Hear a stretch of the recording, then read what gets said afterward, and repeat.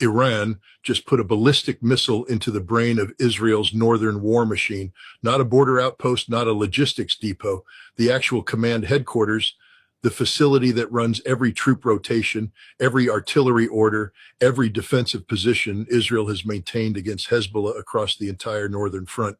And they did it in wave 80. 80.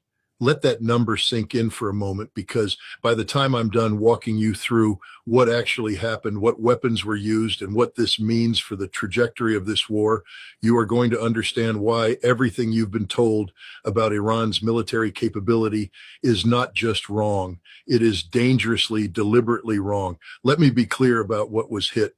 The target was the Northern Command headquarters located in the city of Safed.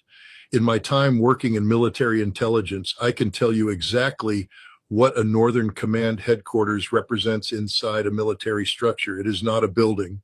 It is the central nervous system of an entire theater of operations.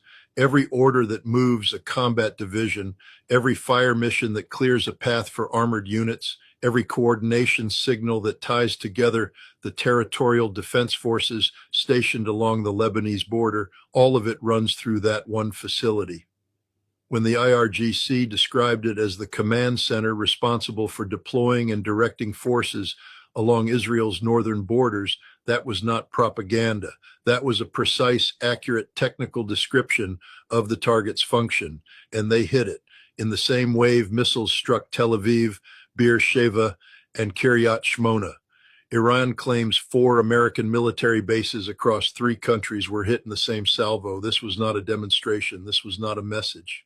This was a coordinated multi-vector strike executed with deliberate precision against military and strategic infrastructure. And it happened while American officials and Israeli spokesmen were standing at podiums telling the world that Iran's offensive capability had been effectively degraded. I want you to hold that contradiction in your mind as we move forward, because it is going to become the central theme of everything I'm about to show you. Now, let's establish the ground truth of what Israel is actually doing in the north, because context matters enormously here. On March 17th, Israel launched a fresh ground invasion into southern Lebanon. That entire campaign is being commanded and coordinated out of the facility that just took Iranian ballistic missile fire. 2 frontline combat divisions operate under its direct command. Armored units are deployed across the Golan Heights. Territorial defense forces are positioned right on the Lebanese border. This is not a static defensive posture.